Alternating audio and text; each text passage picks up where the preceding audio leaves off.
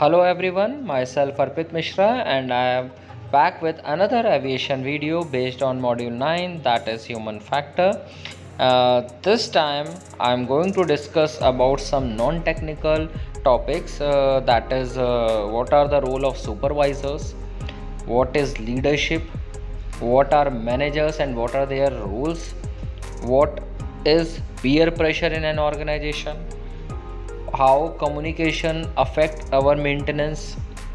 Apart from this, how physical environment affect the maintenance, and then we will also see what is the importance of this human factor in our aviation maintenance, and also peer pressure in an organization. So there are several topics in this particular module which I am going to share with you.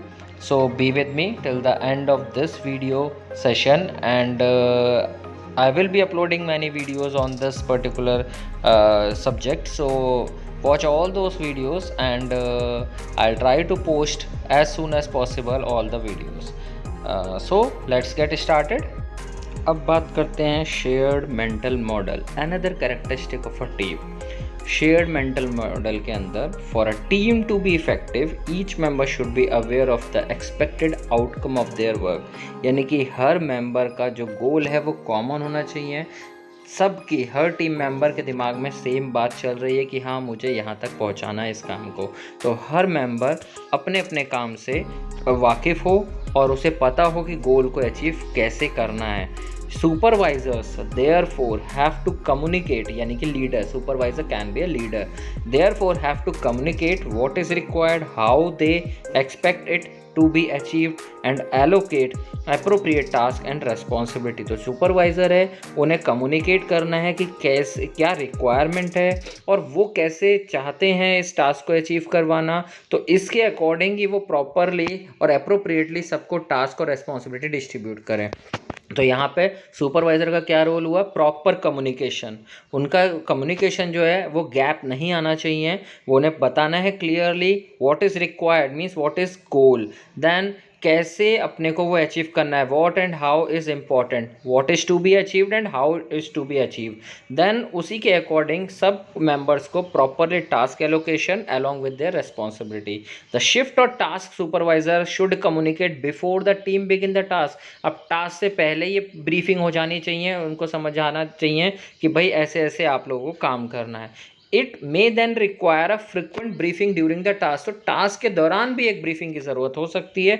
So the whole team remain aware of and is focused on what need to be achieve. तो one thing is pre task briefing, जो हमने बात की है पुराने video में. तो यहाँ पे इम्पॉर्टेंट है हर एक को इंडिविजुअल को पता हो उसका टास्क. उससे साथ साथ यानी कि यहाँ पे इफेक्टिव कम्युनिकेशन का इम्पॉर्टेंट रोल है. सबके माइंड में सेम ही गोल होना चाहिए सो दैट सेफ्टी और एफिशिएंसी टाइम पे मिल जाएगी.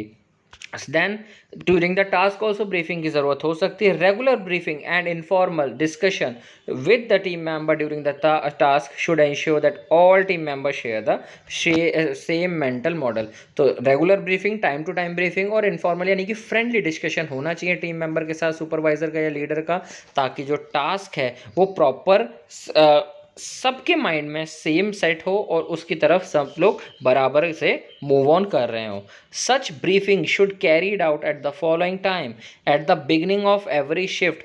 हर शिफ्ट के पहले, यानी कि शिफ्ट हैंड ओवर से पहले ही. जैसे एक ग्रुप मतलब मान लीजिए 6 का था तो 3 और 3 अलग अलग काम कर रहे हैं. तो 3 जो पहले 3 काम कर रहे हैं वो अगले 3 को बराबर मतलब प्रॉपर इन्फॉर्मेशन यानी कि तभी दे देंगे जैसी बिगनिंग होगी उससे पहले ही. When the work priority change, अगर प्रायोरिटी चेंज हो रही है, एक काम से दूसरे काम पे जा रहे हैं तब. When another task is issued, या फिर कोई दूसरा ही टास्क आ गया है. Whenever important information need to be communicated, और कोई ड्यूरिंग द टास्क कोई इंपॉर्टेंट इन्फॉर्मेशन आ गई है उस टास्क रिलेटेड तब. यानी कि ब्रीफिंग कब कब होगी, एक तो beginning of the shift hand over, जो भी शिफ्ट है उसकी बिगनिंग से पहले एक ब्रीफिंग होगी. दूसरी, अगर वर्क प्रायोरिटी चेंज हुई है यानी कि एक टास्क से दूसरे टास्क पे जंप किया जा रहा है. फिर दूसरी बात, कोई दूसरा ही टास्क आ गया जब अनदर टास्क आया है तब, या फिर कोई इंपॉर्टेंट इन्फॉर्मेशन है उस टास्क से रिलेवेंट, तब ब्रीफिंग की रिक्वायरमेंट इन केसेस में होगी. It is vital that throughout the maintenance team maintains an understanding of what they are trying to achieve, what process they will follow in order to achieve it, and its current status and what should happen next. तो जैसे कि हमने बात की कि what and how will be important, क्या करना है, कैसे करना है, ये पता होना चाहिए.